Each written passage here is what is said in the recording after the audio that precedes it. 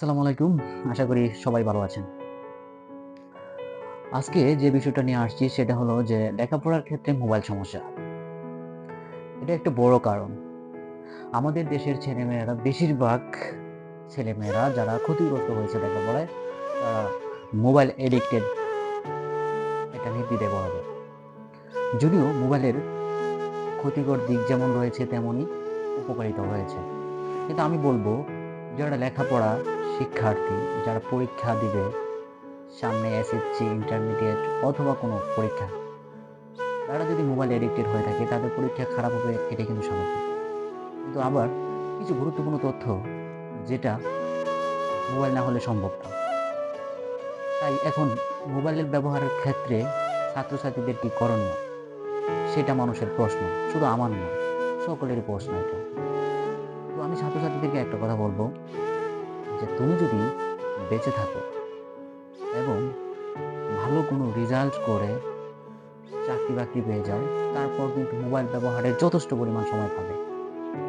হয়তো তুমি ভাবতেছো যে এখন আমি মোবাইল ব্যবহার করি, তারপর হয়তো আর ব্যবহার করব না। কিন্তু যারা এই দ্বিধাদ্বন্দ্বে আছো, তারা কখনোই মোবাইল ব্যবহার ছাড়তে পারবে না। তাই আমি অনুরোধ জানাবো যারা সামনে এসএসসি পরীক্ষা দিবা বা ইন্টারমিডিয়েট দিবা বা অনার্সের কোনো ফাইনাল পরীক্ষা দিবা বা ডিগ্রিতে দিবা বা যেকোনো চাকরি পরীক্ষা দিবা, বলবো টোটালি মোবাইল স্টপ করে দাও। যদি বিশেষ প্রয়োজন হয় তাহলে নাও, শুধু দরকারি কাজটুকু করে তারপর আবার পড়াশোনায় চলে যাও। এভাবে পড়াশোনা করতে থাকো। একটা সময় পর যখন তুমি চাকরি বাকরি পেয়ে যাবা বা তোমার লক্ষ্য পূরণ হয়ে যাবে, তারপর তুমি মোবাইল ইউজ করো। আমি বলছি না যে তুমি মোবাইল স্টপ করে একদম ছেড়ে দাও, ব্যবহার করো, কিন্তু তোমার যতটুকু দরকার, দরকার ছাড়া আমি মনে করি স্টুডেন্ট লাইফে মোবাইল ব্যবহার করার, অর্থাৎ অ্যান্ড্রয়েড সেট, ভিডিও সেট যেটাতে নেট চালানো যায় বা নেট চালানো হয় সেই ফোনটা চালানো আমি নিষিদ্ধই করবো। কেননা এই ফোন বর্তমান সমাজকে প্রায় শেষ করে দিচ্ছে।